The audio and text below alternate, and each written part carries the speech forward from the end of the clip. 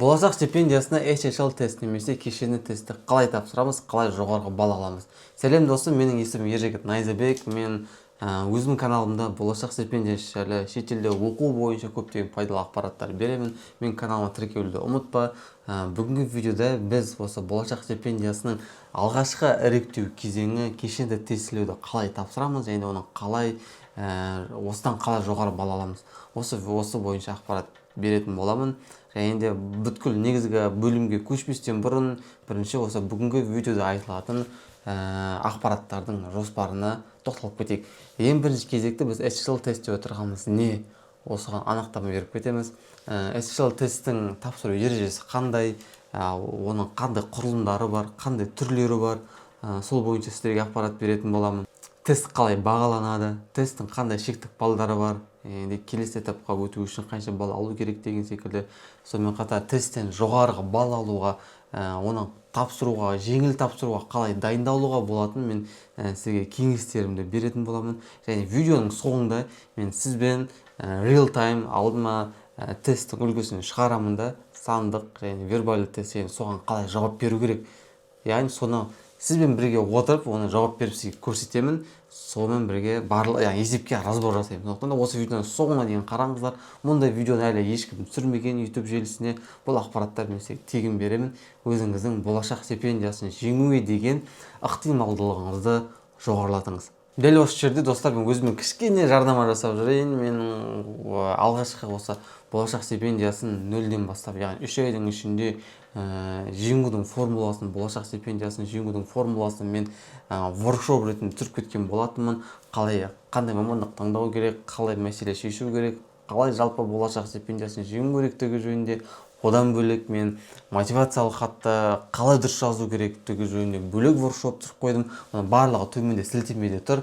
Барлығын қараңыздар, тегін ақпаратты алыңыздар. Өзіңізге деген бүткіл выжимканы, менің тәжірибемді өзіңіз жай ғана сіңіріп алыңыздар. Болды. Бүгінгі видеоға енді көшіп кетейік. Ең бірінші SSL тест не отырғанымыз не, оның анықтамасына тоқталып кетейік. SSL тест деп отырғанымыз ол әлемдік тәжірибедегі, яғни жұмысқа деген үміткердің оның мінез-құлқына, оның қабілеттеріне және тұлғалық қасиеттеріне баға беретін психометриялық тест болып табылады. Ол көбінесе шетелдік компаниялар өзіне жұмысқа қабылдайтын, яғни HR менеджерлер жасатқызады жұмысшыларына. болашақ, яғни Air Астана болсын, Big Four болсын, солардың барлығын жиі кездеседі бұл тәжірибе.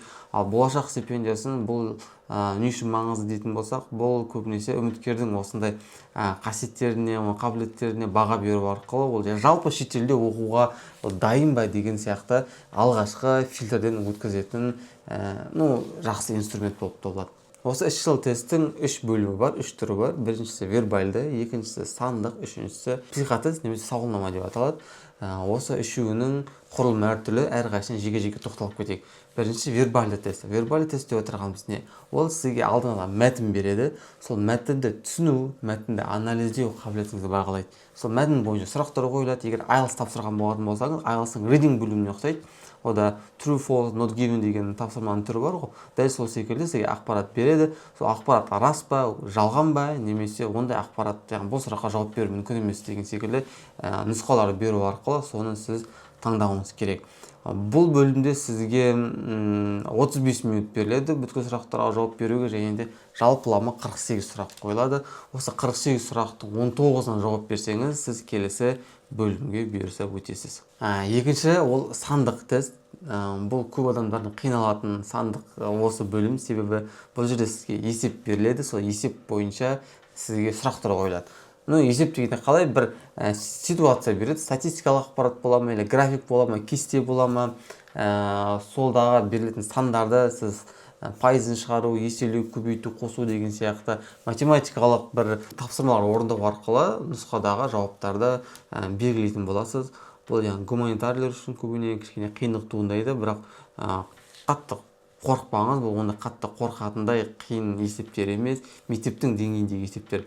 Бұл жерде шамамен 35 минут беріледі. 35 минут 25 есепті шығаруға, және де осы 25 есептік сіз 7-еуін шығарсаңыз, сіз сұхбаттасуға өтетін боласыз. Яғни бұл болашақ стипендиясының, яғни SSL тесттің шектік балы.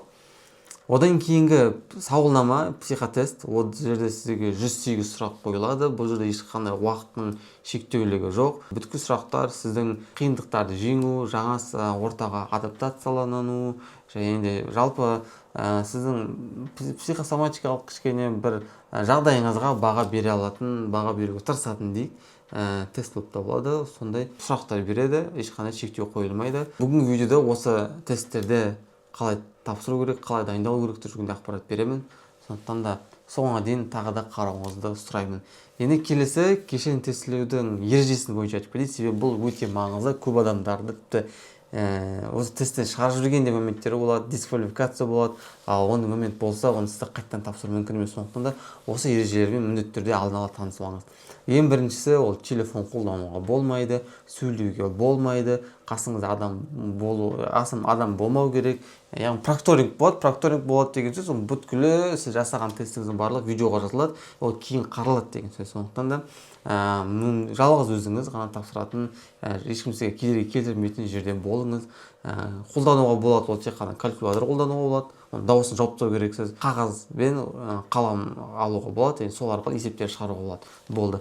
Басқа ештеңе істеуге болмайды. Одан кейінгі ережесі, ешқандай үзіліс жасауға болмайды. Тесттің барысында, егер сіз сыртқа шыққыңыз келетін болса, мысалы әжетханаға болсын, кәдімгі физиологиялық қажеттіліктеріңізді өтеу керек болса, онда сандық тестті немесе вербалды тест аяқталғаннан кейін барып шықсаңыз болады. Оған дейін ортасында үзіліс жасамаңыз. Осы жерде мен сіздерге өзімнің жеке кеңесімді беріп кетейін, қалай дисквалификация алып алмау мақсатында, яғни алмау үшін. Біріншіден, тест басталардан бұрын әжетханаға барып алыңыз. Сонымен қатар интернетіңізді тексеріп алыңыз, интернет жұмыс жасап тұр ма деген секілді. Үйде ешкім сізге кедергі келтірмейтін, немесе жалпы бөлек үйге шығып кетесіз бе, бөлек бөлмеге шығып кетесіз бе, әйтеуір ешкім есікті ашып кіріп қалмау керек, ешкім сөйлеп қалмау керек, дауыстар шықпау керек. Оның барлығы жазылып жатады, яғни ол ескертпе ретінде шығып жатады. Сонымен қатар алдын ала өтінемін Windows'ты жаңартып алыңыз. Себебі белгілі бір нелер болатын болса, обновлениелер келетін болса, ол бөлек терезе, яғни окно, яғни шығып тұрады. Ол сізге тағы да ескерту болады. Ондай нелер шықса, онда оны сіз жаппаңыз. Крестик қойып жапсаңыз, ол сізге тағы ескерту болады. Яғни сіз басқа терезеге көшкісі келіп жатыр деген секілді белгі ретінде қабылданады. Тұрса, өзіңіз тестіңізді әрі жалғастыра беріңіз, жаппаңыз. Дауысын жауып қойыңыз, тыңғының деген дауыстар шықпасын Windows'ыңыздың. Сосын тестті бастауға болады. Тестті бастайтын кезде тіл таңдаңыз. Қай тіл сізге оңай, қазақ тілі ме, орыс тілі ме? Екі тілде де сұрақтар жақсы жазылған, сондықтан да қиналмаңыз, орысша жауап беремін деген секілді. Қазақ тілде ойлайтын болсаңыз, қазақ тілін таңдай беріңіз. Одан кейінгі мен сізге кеңес беремін. Ең біріншісі вербалды тесттен бастауға. Вербалды тест кішкене оңайырақ, кішкене форма жинауға, үйренісуге, форматқа сізге жақсы көмек береді. Вербалды тесттен кейін сіз сандық тестке көшіңіз. Сандық тестте кішкене қиынырақ болады, кішкене есеп шығару керек болады. Ал ең соңынан психотест тапсырыңыз. Психотестте ешқандай уақыт шектеу жоқ. Ұзақ тапсырасыз, оны асықпай отырып тапсырсаңыз болады. Шамамен бүткіл неге бір 2 сағаттай уақыт кетеді. Сондықтан да сондай уақыт алдын ала өзіңізге дайындап қойыңыз. Сізге осы тестті тапсырар алдында сіздің болашақтың платформасына шақырту келеді ғой. Сол кезде мысалы 26-сына деп шақырту келетін болса, 26 күні таңғы 8-ден түнге дейінгі уақытта тапсыра аласыз. Яғни сіз жұмыстан кейінгі уақытыңызда, немесе кішкене ешкім кедергі жасамайтын ыңғайлы бос уақытыңызды таңдайсыз, оны өзіңіз білесіз. Енді осы кешен тестілеуге қалай дайындаламыз? Ең бірінші төменге мен сайттар салып қоятын болсын, 3 сайт салдым. Яғни SSL тест деген бар, қызмет KZ деген бар, яғни тест көмек деген бар. Солардың барлығын сілтемесін салып қойдым. Соларға өтіп, солардағы пробный сұрақтарды, базовый сұрақтарды алып, соларға дайындалсаңыз болады. Қалай дайындалу керек? Ол біріншісі жылдамдыққа дайындалу. Сізге бастысы осы есептердің, осы мәтіндердің құрылымына, олардың сондай есептердің түріне сіз дайын болуыңыз керек. Есептер қиын емес, жай оны уақытқа тез шығару керек. Тез шығарсаңыз, тез шығару 1-2 апта жеткілікті. Сол қолыңызды үйретіп алсаңыз, сіз бүткіл есептерді тез шығарасыз. 2024-тен бастап, 2024-ге дейін бұл есептер қиын болатын есепте. Бірақ 25-тен бастап, былтырғы жылдан бастап тесттердің базасы ауысты. Ол есептер оңай, сондықтан да мәтіндер де оңай, қатты қиналмаңыз. Мүмкін нарслабоне уайымдамайсыз. Егер сізде мектептің деңгейінде математиканың қабілеттері болатын болса, сіз тапсырасыз, уайымдамаңыз. Ал енді тесттерді мысалға ала келе отырып, оларды қалай шешу керек, қалай жауап беру керек, сол бойынша тоқталатын болсақ, мен сіздерге скринге мәтінді шығарып қойдым. Осы мәтінді жай тез оқып қалсаңыз болады. Бірінші сұрақ осы мәтін бойынша: өткен жылы апатқа түскен мотоцикл жүргізушілердің көбісі 25 жасқа дейінгілер. Бұл тұжырым дұрыс па, қате ме, әлде бұл тұжырымға жауап беру мүмкін емес пе? Ең бірінші, бұл жерге енді кілт сөздерге мән беріңіз. Бірден 25 жасқа дейінгі мотоцикл және де апат, негізгі кілт сөздер. Бірден осы жерде қараймыз. Так, статистикалық ақпарат қой, енді әсіресе өткен жылы мен сөз келді. Мен өткен жылы кілт сөзбен апаттар, соның 45% 16-ға дейінгі адамдар, 20% 25-ге дейінгі адамдар, жастар арасында дейді. Бұл жерде айтып тұр, 25 жасқа дейінгілер деп тұр, яғни көбісі демек 50%-дан жоғары деген сөз. Бұл жерде 45% 16-ға дейінгі адамдар, 20% 25 жасқа дейінгі, демек 25 жасқа дейінгі адамдар 65% құрайды. Демек ол көбісі. Демек бұл тұжырым ол дұрыс. Келесі сұрақ: осы жылы мотоцикл апатынан жарақаттанған ересектердің саны әлде қайда төмен? Енді кішкене өзіңізді тексергіңіз келсе, осы видеоны паузаға қойып, осы сұраққа жауап беріп көріңіз. Енді осы жерде мысалы келетін болсақ, осы жылғы ақпаратты істеу керек. Осы жылы жалпы алғанда жақсы өзгерістер көруге болады дейді. Дегенмен нақты ақпаратқа сүйенсек, қай жылды қарасаң да апатқа түсіп жарақат алған жастарда мотоцикл жүргізушілер саны өте жоғары дейді.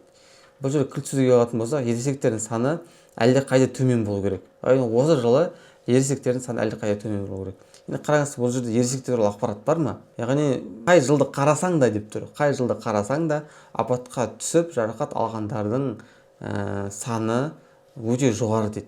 Қай жасқа қарасаң да, яғни бөліп атқан жоқ, ересектікі жоғары немесе жастардікі жоғары деген сияқты. Сол себепті ересектердің саны әлде қайда төмен. Сол себепті бұл тұжырымға жауап беру мүмкін емес. Себебі бұл ақпарат бізге беріліп тұрған жоқ. Келесі сұрақ: осы жылы мотоцикл апатына түскендердің саны күрт өсті дейді. Бұл енді жаңағы сұраққа ұқсайды. Ол яғни соңғы сөйлемде айтылып тұр, жақсы өзгерістер көруге болады. Осы жылы жалпы алғанда жақсы өзгерістерді көруге болады. Ол деп отқан жақсы өзгерістер көруге болады деген сөз, ол төмендеді деген сөз. Демек мотоцикл апатына түскен адамдардың саны күрт өсті деген ол қате. Себебі оның саны азайды. Соңғы сұраққа келейік. Соңғы жылдары жастардың арасындағы мотоциклдерге қызығушылық артты. Қараңызшы, бұл жерде кілт сөз қандай? Жастар, қызығушылық. Бірінші сөйлемге көз жүгіртейік. Соңғы 7 жылда, соңғы жылдар ол кіреді. Бір мотоцикл жүргізушісіне шаққандағы жүрілген жол көрсеткіші азайғанымен, мотоциклдің сатылым көлемі кілт сөз табылды, және оған байланысты апат та өсуде. Яғни мотоциклдер сатылым көлемі артқандығын көрсетіп тұр. Енді мотоциклдің сатылым артса, қызығушылық артты деген сөз бе? Жоқ. Ол сатылым артуына неше түрлі факторлар әсер етуі мүмкін. Ол сол жерде маркетинг күшті болып кетті ма, халықтың жағдайы жақсарып кетті ма, немесе қандай да бір госзакуп болып енді бүткіл мотоциклдер сатып алды ма деген секілді. Ол жастардың қызығушылығы артып жатыр ма? Яғни жалпы қызығушылық артып жатыр ма деген сұрақ. Ладно, қызығушылық артсын, бірақ оның ішінде жастардікі артып жатыр ма? Ондай ақпарат жоқ, сондықтан да бұл сұраққа жауап беру мүмкін емес. Вербалды тест шамамен осындай болады. Бүткіл сұрақтар және мәтіндердің типі, құрылымы осындай болады. Енді біз әрі қарай сандық, числовой тестті қалай шешу керек, сол бойынша сізге мысалға келтірейін. Мына жерге скринге мен сіздерге осы есептің мысалын салып қойдым. Осы есепке біріншіден қарайтын кезде оның мәтініне, яғни заголовка дейді ғой, соған мән беріңіз. Яғни мәселе айтып тұр, кесте 19 жастар арасындағы сауалнаманың нәтижесі пайыздық бөлімде, және де ол сауалнаманың сұрағы мынандай болды: дәл қазір сіз неліктен оқымайсыз? Осыған кім қалай жауап берді? Соның пайыздық көрсеткіштері ерлер арасында, әйелдер арасында, және де жауаптың нұсқалары. Бірінші сұрақ: оқу орнынан шығарылған ер адамдардың саны әйел адамдарға қарағанда көп тұжырымы? Яғни түсініңіз, яғни оқу орнынан шығарылған ер адамдар, олар әйел адамдарға қарағанда ерлердікі көп дейді. Бұл жерде тауып оқу орнынан шығарылғандар, ол ерлерде 0,6%, әйелдерде 0,3%. Осы видеоны осы жерге паузаға қойыңыз, ойлаңыз, 0,6 жоғары ма, 0,3 жоғары ма? Яғни ерлердікі 0,6, әйелдердікі 0,3. Дұрыс па? Жоқ, дұрыс емес. Бұл сұраққа жауап беру мүмкін емес. Неліктен? Себебі бізге 19 жастар арасындағы сауалнамадан өткен барлық адамдардың саны жоқ. 0,6% ерлерді қанша өтті, әйелдер қанша өтті білмейміз. Мысалы, ерлер мен әйелдер екеуі мыңнан адам өтті десе, онда ерлер көбірек деп айта аламыз. Себебі 0,6% ол мыңнан, ол әрине көбірек 0,3%-ға қарағанда. Бірақ бізде ондай ақпарат жоқ. Қанша адам өткендігін білмейміз. Мүмкін ерлерде 1000 адам, әйелдерде 1500 адам өткен шығар. Немесе ерлерде 100 адам, әйелдерде 500 деген секілді. Ондай ақпарат болмағандықтан бұл сұраққа жауап беру мүмкін емес. Келесі сұраққа көшейік. Оқуға түспеген ерлердің саны 1500 болса көрінеді, есеп беріліп тұр саны. Қанша ер адам оқу бағасының қымбаттағанын салдарынан оқымай жүр? Оқу бағасының қымбаттағаны дегенге көшеміз. Оқу бағасының қымбаттағаны бұл жерде ерлерде 4,9%. Сол айтып тұр.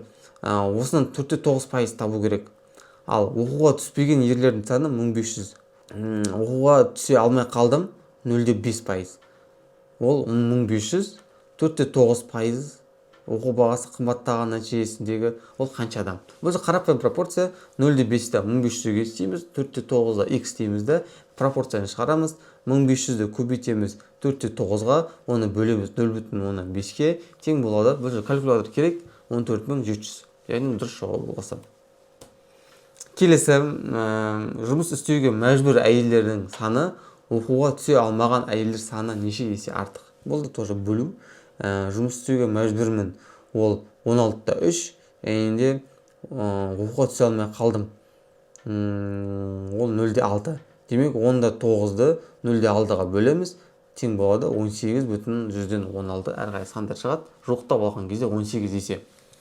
Дұрыс жауап нәтиже белгіледік. Келесі, барлық сауалнамадан өткен әйелдердің саны 10 000 адам болса, қанша әйел білімім жеткілікті деп есептейді? Қараңыз. Барлық сауалнамадан өткен әйелдер ол 10 000. Бүткіл сұраққа жауап берген. Бүткіл вариантта. Соның ішінде білімім жеткілікті дегені қанша? Білімім жеткілікті 43,7%.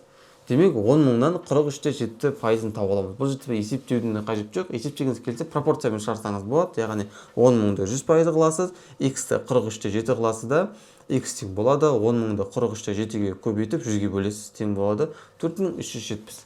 Бірақ бұл жерге жаңа айтқанда есептеудің қажет жоқ, себебі 10 000-ның 43%-ы ол қандай? Примерно 4-тен басталатын сан ғой. 4-тен басталатын сан бұл жерде 458 адам және 4370 деген. Яғни 458 емес қой 43% деген. 43% демек 40-тан кейін 4-тен кейін 3 болады. Демек 4370 адам. Вариантқа қарап отырып, нұсқаларға қарап отырып, сіз дұрыс жауапты белгілейсіңіз. Яғни осындай сұрақ болатын болса, сіз 10 секундтың, 15 секундтың ішінде шешіп, сіз уақытыңызды үнемдей аласыз. Келесі есепке, қиындау есепке көбірек уақыт бөлу үшін. Яғни міне, жалпы тесттердің құрылымы осындай болады. Ал психотестке келетін болсақ, психотесттің мысалы қойылған сізге есеп андай болады. Мысалы, шетелге сіз оқуға барған кезде мен жаңа ортаға жақсы адаптацияланамын дейді. Осы психотестте осындай сұрақ келеді. Сол мысалы нұсқалары жақсы адаптацияланамын, адаптациялауға қиналамын, жауап беруге қиналамын, жоғары немесе төмен, орташа деген сияқты осы нұсқалай береді. Бұл қанша жерден сіз адаптациялауыңыз қиын болатын болса да, сіз жақсы адаптацияланамын деп жазсаңыз, өзіңізді жақсаңызын көрсетіңіз. Мысалы, сіз қиындықтарды оңай жеңемін дейтін болса, бұл рас, өтірік, жауап беруге қиналамын, растан жоғары дейтін варианттар болатын болса, сіз әрине рас деңіз. Қиындықты жеңуіңіз қиын болса да, рас дей беріңіз, өзіңізді жақсы жағынан көрсетуіңіз керек. Осы жерде сауалнаманы бітіргеннен кейін сізге шектік балл бермейді, бірақ график шығарып береді. Ол 5 показатель бойынша, әрқайсысы 5 немесе 6, қателесіп кеттім. Әрқайсында, яғни 3 түсті бағалау береді. Ол қызыл, сары және де жасыл. Қызыл деген сөз ол төмен, сары орташа, жасыл өте керемет. Мүмкіндігінше сары мен жасылды алыңыз. Қызыл алсаңыз, сіз келесі этап өтпейді деген сөз жоқ, бірақ қызылдың неғұрлым аз болған дұрыс. Ол сізге әрі қарай әсер етеді. Сонымен осы достар, мен сізге өте көп пайдалы ақпарат бердім ба, бермедім ба? Бердім деп ойлаймын. Төменге өтінемін, пікір жазып кетіңіздер, лайк басып кетіңіздер, смайлик жазыңыздар, ештеңе жазу керек болмаса, сұрақтарыңыз болса қойыңыздар. Бұның барлығы мен каналыма дамуына және де бұдан да кейін тағы пайдалы видеолар салуға маған жігер береді, мені ынталандырады. Достар, болашақ стипендиясына жылдан жылға үміткерлердің саны көбейіп келе жатыр. Үміткерлердің саны көбейгенмен қатар стипендияның саны да азайып келе жатыр. Жылдан жылға бәсекелестік артуда. Осы жерде болашаққа стратегиялық түрде дайындалу өте маңызды. Сол себептен де мен сіздерге осы болашақ стипендиясын стратегиялық қалай дайындаламыз, осы бойынша өзімнің көмегімді ұсынғым келіп тұр. Сізбен бірге болатын стратегиялық сессия сізге қандай пайда береді, және ол стратегиялық сессияда не істейміз? Біріншісі, сіздің А пунктіңізді анықтаймыз, сіздің осал тұстарыңыз қандай, сіздің кейсіңіз қандай, кейсіңіз болса қандай мамандық таңдау керек болады, сіздің осал тұстарыңызды қалай дамытамыз, қалай оны мысалы мықты тұсқа айналдырамыз, немесе оны қалай бетін жоқ қоямыз деген секілді әдемі қылып, қалай университет дұрыс таңдаймыз, және де сіздің уәжмелі хатыңыз, сіздің сұхбаттасуыңыздың барлығы мамандықпен универмен ұштасуына, барлығы бір тізбекке келуіне немесе көмек беретін боламын. Бүткілін құрастыру керек болады. Сонымен қатар ең бастысы Қазақстанда өзекті қандай мәселе шешеміз, соның бәрін талқылайтын боламын, және сізге жеңуге көмектесетін ең оптимальды кейсті құрастыруға мен сізге ақыл кеңестер беремін. Менімен болатын стратегиялық сессия ол Google Meet платформасында жүреді. Бүткіл видео, яғни бүткіл кездесу видеоға жазылады, сосын оны сізге кейін жіберетін боламын. Оны сіз кездесу аяқталғаннан кейін тағы қарасаңыз болады. 20-25 минут болатын стратегиялық сессия, оның бағасы 4900 теңге, ал 35-45 минут болатын стратегиялық сессияның құны 9500 теңге. Егер сіз болашақ стипендиясына алғаш рет тапсырып жатсаңыз, егер сіз болашақ стипендиясына бірінші рет тапсырып, бірақ әлі де жеңе алмай жатсаңыз, және де жалпы болашақ стипендиясын жеңгіңіз келсе, онда менімен бірге өтетін стратегиялық сессияға қатысыңыз. Егер ұнамаса, сіздің көңілден шықпаса, мен сізге ақшаңызды 100% қайтарып беремін.